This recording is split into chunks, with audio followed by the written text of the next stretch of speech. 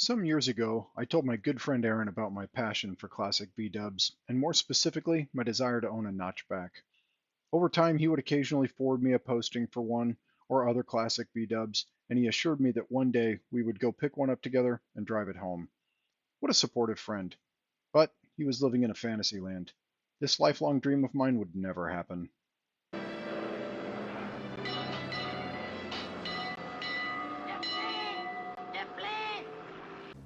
Until one day when I found the right car at the right time and my wife agreed to allow me to do something I had no business doing. When I called and told him that I was going to see about making a deal on a car, he quickly responded with, "When do we go?" 2 weeks later, I had made a deal, asked about 1,000 questions of the now previous owner, made a huge list, scheduled flights, and we were on our way. First, we had a quick stop to make in Denver. I'm merging halfway through the flight. Made it to Denver. Our flight put us into Portland at a little after midnight. A little behind schedule. We made it to Portland. This masked man that I'm traveling with is ready. We agreed at the least I would be too wired to sleep, so we planned to drive the rental car directly to Eugene, where we slept about 4 hours before beginning our day. Aaron stays in hotels quite a bit, so it's even more meaningful, but neither of us had ever stayed in a hotel quite like this one. For me, the order of the day was to recharge the upper half of my body and renew the lower half of my body. But Aaron, with the grace of my prior experience, took it to the next level and brought in the goat milk cleansing bar. I mean, I couldn't pass that up. Of course not. When they left their defenses down like that, I'm like, I'm going in full Monty. Like, I blew up bridges. I took out the ball bearing factory. Just went. What do you have to say about the hotel, Aaron? Dude, David is right. I am renewed. I'm rejuvenated. I have recovered. I can't believe we're operating on about 4 hours of sleep and we feel this good. Like, we're actually being funny. Well, here we go. We Yeah. got sleep well and dream big. We have the fake coffered ceiling that actually did fool me this morning it fooled me too. in my state. So Yeah. I've got the GoPro chest rig here. I'm ready to like get full on action shots of the new car. It's going to be a lot of action, that's for sure. We're going to be buzzing along at least 60 miles an hour. I'm carrying my toiletries in a Ziploc. I mean, I am like so light. This is like Dude. Blitzkrieg right here, man. All right, that's it. We'll check in again later. To say it was nice is a bit of an understatement. It's the amazing orange machine. What do you have to say about it? It's a $40,000 machine that makes orange juice. Oh my God, I'm glad I had that on video, because who would have believed it? No one believes that, but it's the truth. Oh, it's Up amazing. and down. Oh, okay. You gotta like, Well, I don't know why it's stopping. oh. It's still very cool, it just didn't want to keep going. But we weren't here to smell the proverbial oranges. We were here to secure my dream car and begin our long journey On the home. way, David. Woo! Right to continue on Jefferson Street. There it is. First glimpse. The first order of business was to check compression, and I wasted no time in spilling blood. It was truly now my car. A tight 150 psi all the way around. I was happy. But now it was time to play Tetris with all the parts I had ordered, the parts he was giving me, and our luggage. Oh yeah. I didn't get the first start, but we got a little crankage here. Got David checking it out. It's warming up. think distance-wise, the fenders should be able to fit in that space. Little exercise in madness.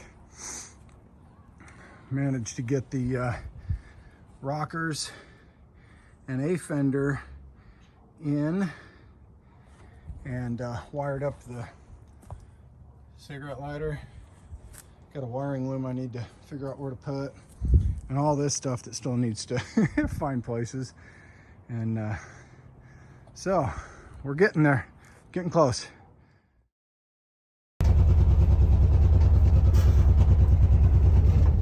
test driving. This is a man on a mission right here. The culmination of dreams right here, going up the hill. Yeah. It's the start of about 2,000 miles in this bitch.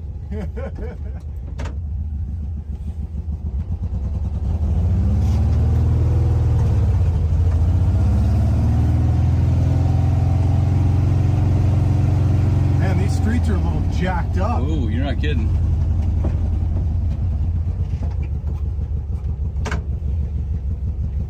So I should be wearing a seatbelt, but we'll figure that out later. This is it. Woo! Shifting. Got my foot on the floor like I'm doing something. As a bonus, he also gave me a second original fuel pump with the uncommon shield most people wind up losing or breaking. Aaron, do you know what you got yourself into? Man, I have no idea what I've done. But I'm ready. Look. Oh, hold on a minute. Now I'm ready. Safety first, Safety man. first. Oh!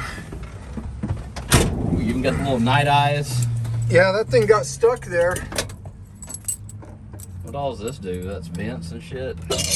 Gotta Yeah. have an ashtray. Yeah, I'll put my change in there or something.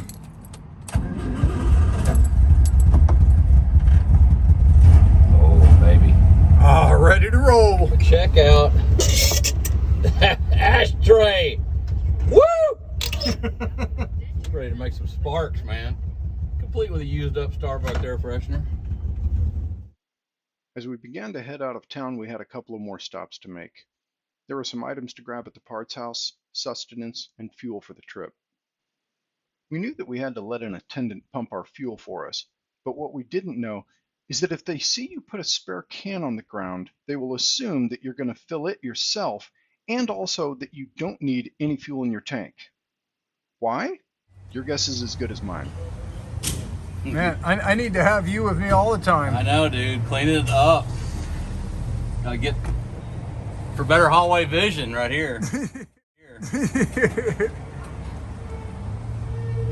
Oh, no excuses after this, I'm man. telling you, it ought to go faster now. For sure. It's at least 3 to 5 horsepower. Especially after we put like 500 pounds of stuff into it. As usual, spending any time with Aaron, I learned about a new and better product I'd never used before. This glass cleaner is so freaking good it has changed me. My wife was even excited about it. We will no longer be using liquid glass cleaner in my home. We were able to capture some of our trip with Aaron's time-lapse camera, which gives just a little taste of how beautiful much of our drive was. Just look at those gorgeous trees. We were loving every minute of it.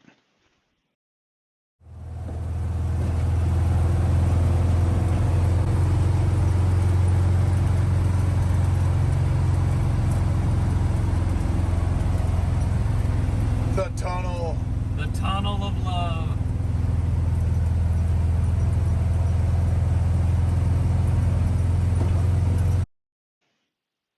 Oregon went on like this for us. The car was performing well, our spirits were high, and we looked forward to the sights we would see, knowing there would also be challenges along the way.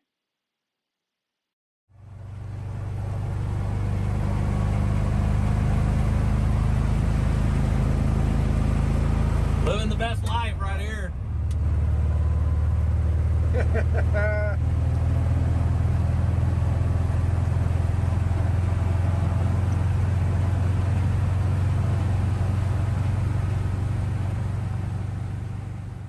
When you're on a trip like this, you definitely tend to notice other survivor cars, like this fantastic van. Every so often we would drive through some little town and just marvel at the simplicity and beauty. Not knowing what to expect from the car with our load, I planned for no more than 20 miles per gallon and a 10-gallon fuel tank. So we kept track of our odometer reading when fueling up and always scoped out the next place for fuel. One of the gas stations we stopped at had this amazing creek running behind it. Where else in the world does a gas station rest on such a prime piece of property? Very much to my surprise, we wound up averaging over 30 miles per gallon through most of the trip.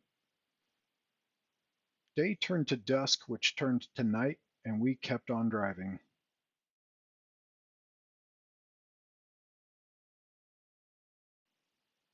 Another fuel up, and by 1 a.m. we had reached Boise, where we would stay for the night.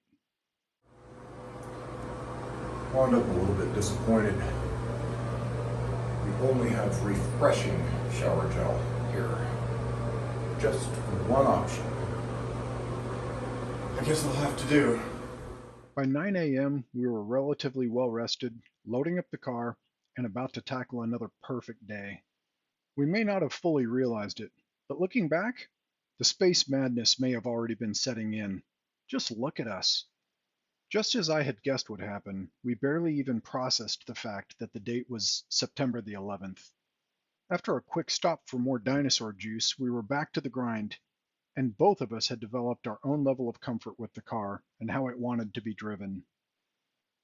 It's something a lot of people don't realize, but in an older car, you don't just drive it like you do newer cars, pedal to the floor, not even remotely aware of what's going on under the hood.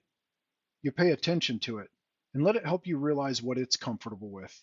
Or you become one of those stories where you threw a rod or whatever. Plenty of people immediately know they want nothing to do with a car like that. This is part of the attraction for me. And sometimes you just get a little bit ridiculous. Aaron and me just cruising down the freaking road, heading to Twin Falls, Idaho. Beautiful freaking country. There just went a car. There's Aaron taking pictures and videos and shit. We're just videoing each other, That's right. That's how we roll, man. Woo! Non-stop video. Well, no, it's not non-stop video, but non-stop action, that's for sure.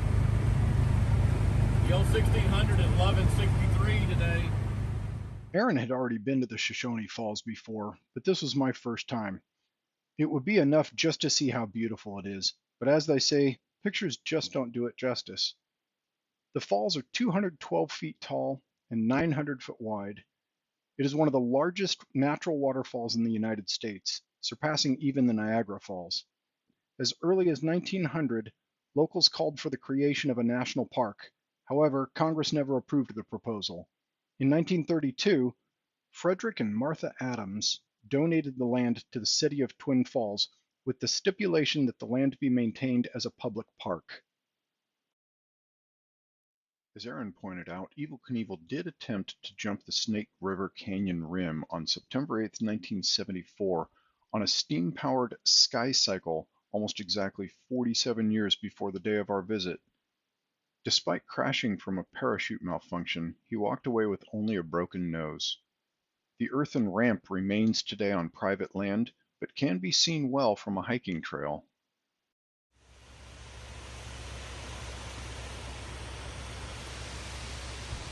His hog rolled over on him and crushed every rib on one side, and made him mangle the hand, broke another arm, and he's in bad shape, dude.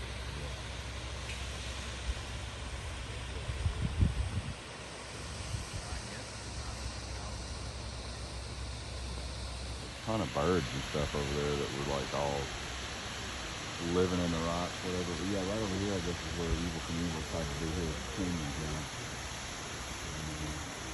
Kind of didn't go too well in my memory. Yeah. On our way out, we stopped and snapped a couple of poses at the Hansen Bridge.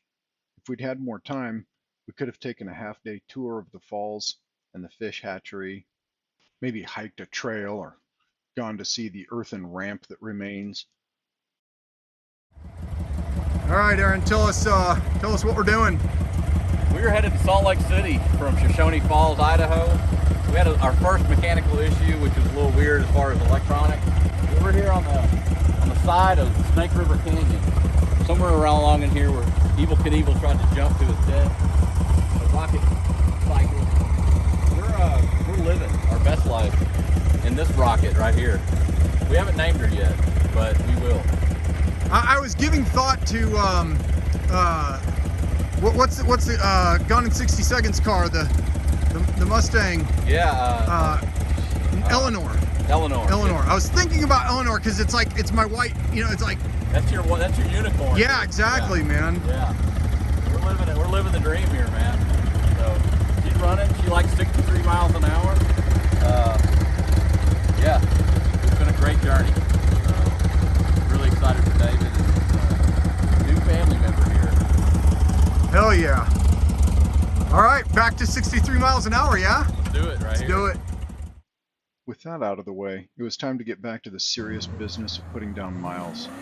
Another quick stop for rocket fuel, and I didn't get any footage of the notchback pulling out, but it looked pretty much exactly like this.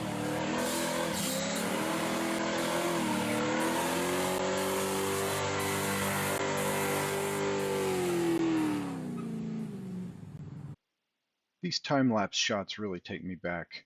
I'll never forget the time I spent with a good friend doing something that plenty of people thought was just a bit more than crazy. After Shoshone, we started heading south to I-70 via Salt Lake. The hours rolled by with the miles at roughly a 1-to-1 ratio, and the car gave us no reason for concern.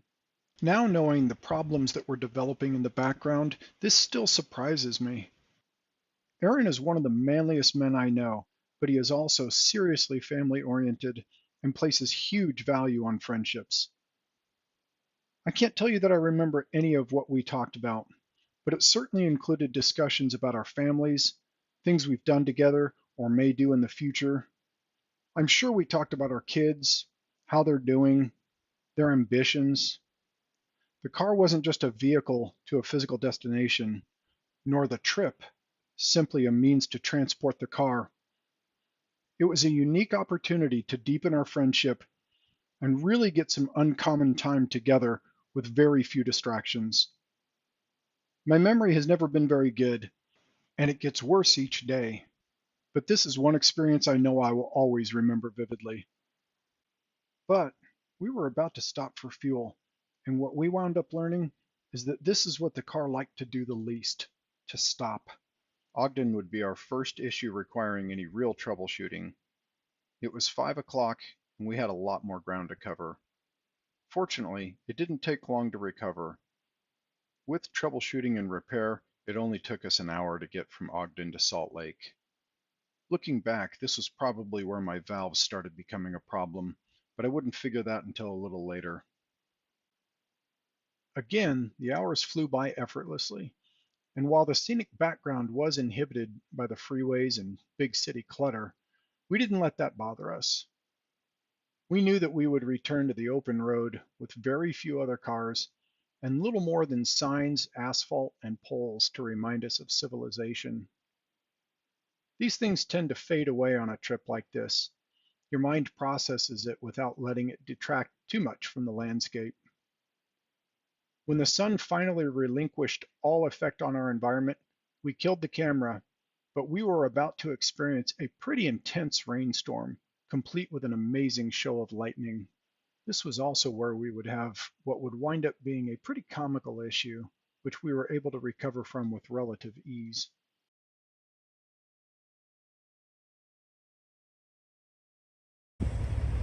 All right, 10 points to Gryffindor.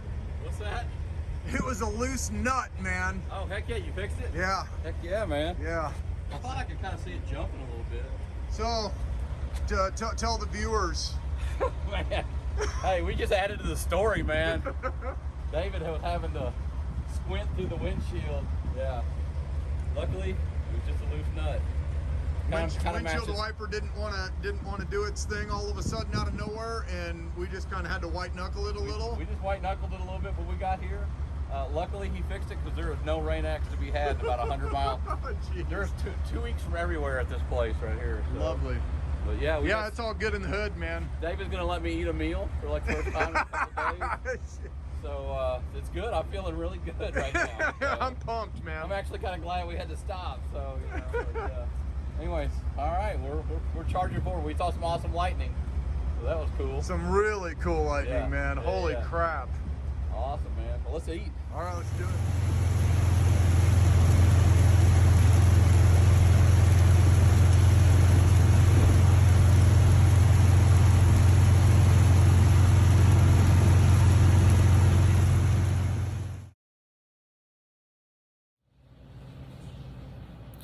Notchback vlog, Captain Stardate, I really don't even know. Today, no funny quips about how many different kinds of shower gel there is. For those of you who can't continue on without knowing, it's the same as yesterday's, whatever that is. Last night we got into the hotel at just after midnight, and so I imagine I was probably asleep by about 12:30. And this morning my alarm went off as I instructed it at 5 o'clock. It's about maybe 5:20 something now. So soon we will be underway again because we have many miles to travel, and our goal is to get home today. Mind you, last night, not that terribly long before we decided to stop in our hotel, we reached about half the distance that we will be traveling altogether.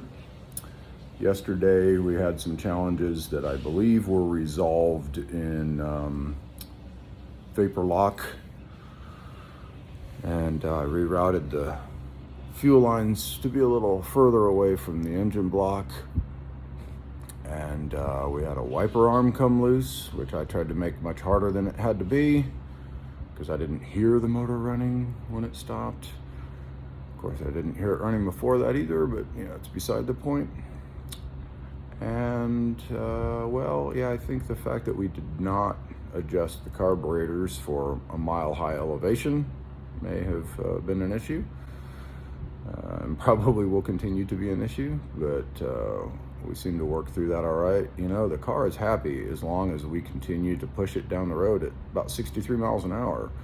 It's only when we ask it to stop and idle that it has concerns, and so we're just going to try to avoid that as much as possible. And when we do encounter it, do the whole multi-foot, make 2 feet act like 3 feet action to keep the accelerator going a tiny bit while braking and clutching. So anyway, that's it. We're about to start our day. After dragging my bones through this rough start to the day, we were topping off the tank in Grand Junction by 6 a.m., and soon after we were climbing the hills toward Vail and other high elevation locations along I-70. This drive along Interstate 70 is some of the most beautiful driving I've ever done, even well before we got to the high elevation. When we hit traffic, we decided that my former experience driving with my right toe on the brake while using my heel for throttle to keep the car from dying was especially useful. I was chalking it up to elevation, but later would realize this was a valve issue. I'll never be confused by that again. Aaron and I talked about how different this world was from our own, places becoming completely inaccessible for months on end. We talked about the Stanley Hotel, which inspired Stephen King's book, The Shining, and how Jim Carrey absolutely refuses to discuss his time in room 217. I've seen quite a few places in my years, but never anywhere else have I seen architecture like this before. If we'd had more time, I would have loved to have driven around and seen it all a bit more up close and personal. Riding along here with my good friend Aaron. We're just nearly 2 miles high in the Vail and surrounding areas, and I think we just hit the pinnacle right there. We're about to just descend on into Denver. We're in the Johnson Tunnel, commissioned in 1979, and it looks quite long. Well, it's a Johnson Tunnel. Yeah. Of course it's long. It's the Johnson. It's long and strong. It's ready to get the friction on. Excuse me while I whip this out. Yeah, we had her locked on 50, third gear. Doing good, man. Yeah. That's where she wants to climb these big hills, man, is third gear at 50.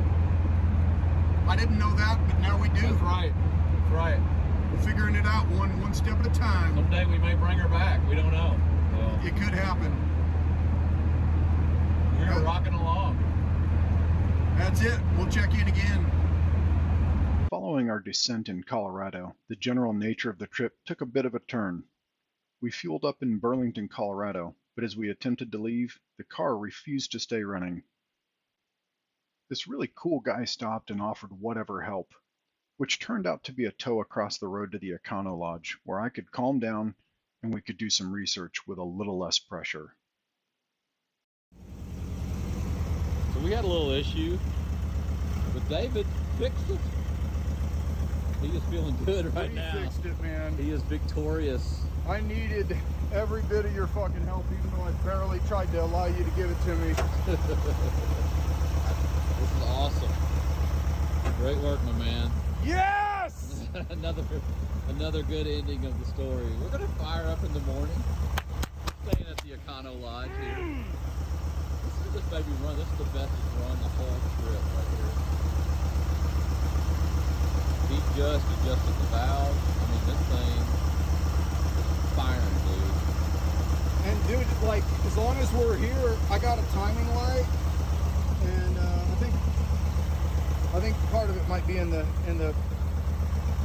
room, but I intend to check the timing. But it sounds like it's running pretty freaking nice right This now. is actually better than it's ever run. I mean, it just fired right up. Yeah. So was the valve clearance might have been the issue. Okay, so at least half the valves were fucking slammed. You know, there was no. There's supposed to be a .006 valve Yeah. in between, and at least half of them there was nothing. Like you couldn't even move the damn thing. Right. Do you think it was vapor lock today? I think so. I think we had vapor lock. So if we had just waited, let it get really cool. But we discovered some other stuff. That's going well. Had a little backfire issue, but now it's running like a champion. All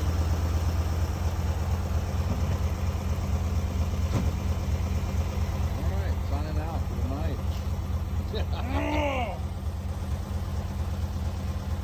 By 7:30 the next morning, we were on our way again. However, I tried to push it too far getting to the next filling station, and vapor lock had us stopped on the side of the freeway by noon, just before Salina, Kansas.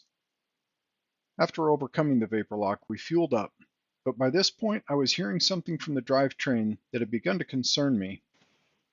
As we continued, it became more evident, and when we were about to reach McPherson, I was certain I was also feeling a significant resistance to the forward momentum. It was in McPherson where I decided I was concerned I may lose the transaxle if we continued to drive, so we sat down to figure out our options. Long, boring story short, we were not going to be able to rent a means of towing it home, so Plan Z wound up coming about, and we decided to enjoy ourselves while we waited for that. Plan Z involved us killing about 5 hours, so we got up close and really personal with 2 miles between the Loves and the McPherson Museum. Seeing and reading about some of the McPherson history was really interesting, and it made me curious about how many different places across America there are rich with interesting history. I found myself wishing my school system had been more successful in presenting history in an interesting way. The town was incorporated in 1874, and by the next year they began talking about a branch railroad. In 1879, the railroad construction began. McPherson is one of many towns across America which facilitated this early system of efficient transportation. They also struck oil in the late 1920s, which helped cushion the blow of the Great Depression. Both their courthouse and opera house are on the National Register of Historic Places. I was blown away with the level of this little town's seemingly modest museum. We easily killed an hour or more in there, and I could have spent longer. I needed this distraction. Look at this amazing miniature railroad modeled after the town. Aaron and I fully geeked out on this. I tried my hand at a model railroad when I was a kid, but maybe just lacked the patience. I always marvel at these creations whenever I encounter them. Here's Donald Trump waiting for the train to go by at the McPherson station.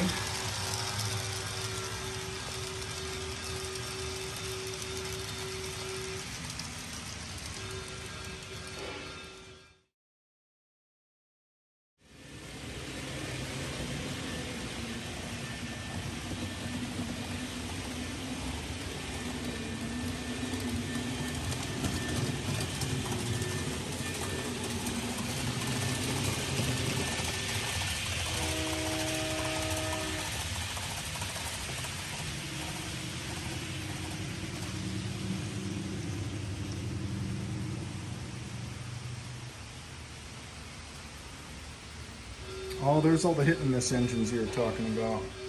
Oh, I love it. How could they not have a train whistle in the McPherson Museum? I'm not quite old enough to remember some of these old devices actually in use, but I do recall seeing some of them still in people's homes and such. Anymore, we generally know which of the handful of major manufacturers is going to release the next whatever, and have a pretty good idea of what it will look like. But not that terribly long ago, there were lots of different options for any given need. There were people trying completely different ways of solving various problems. Many of them just weren't effective, and that's why you don't see their history in modern devices. But it's really interesting to put yourself back in a time when an appliance to help remove dirt from your floors was a new idea, or when the magic lantern began showing moving images on a screen. And yes, I did stop to smell the whatever kind of flower this was. But then it was time to get back to the business of getting home.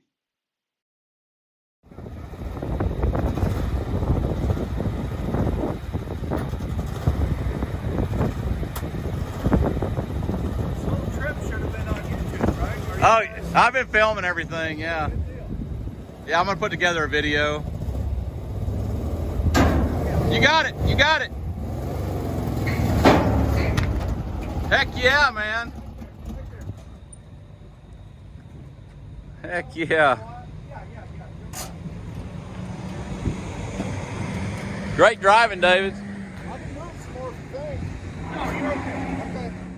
I'll be honest, it was sad not finishing the entire trip driving the notch back, but at this point, we were just happy to be pushing down the freeway again. Well, David, not the end of the road yet, but Not quite. pretty much the end of the road for the trip, the car trip this time, but she'll be back for better days, man. We'll have her under her own power again. Yes, And at a theater near you. before too long. Hopefully so. Randy, our savior, he's inside right now, but he drove up here 5 hours, one direction to get us. So she's all strapped down, ready to rock. And yeah, so we're ready to rock here, man. So we're gonna take her home, put her to rest out on the farm for a little bit. David's got a couple of transmissions saved up, so we'll get it good. It's been a good trip so far. She did real good, man, for like, whatever, 1,600 miles. But there's only so much you can expect, I guess. Yeah, we'll get it done. All right, signing out for now. How often do you run into classics like this on the road? We stopped and chatted with the owner of this beauty when we stopped for fuel.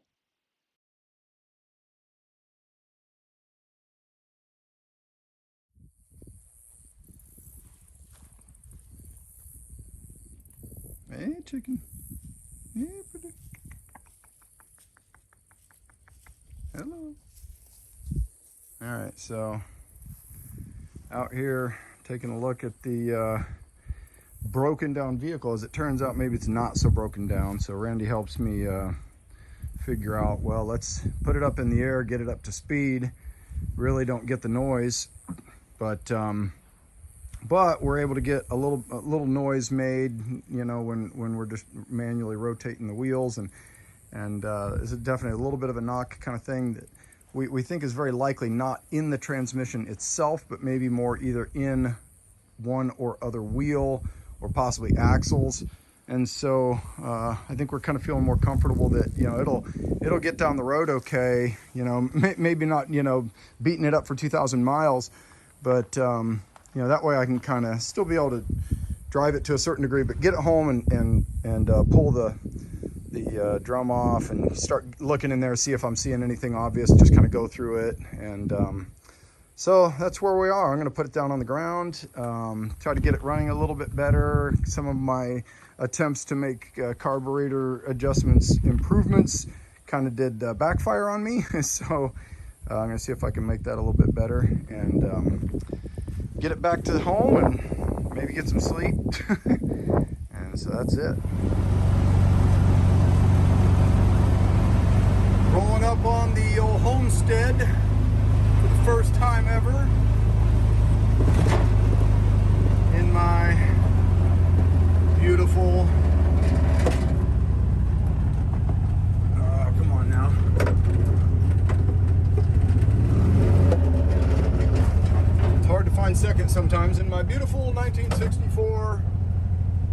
Volkswagen Type 3 notchback. Hello, home.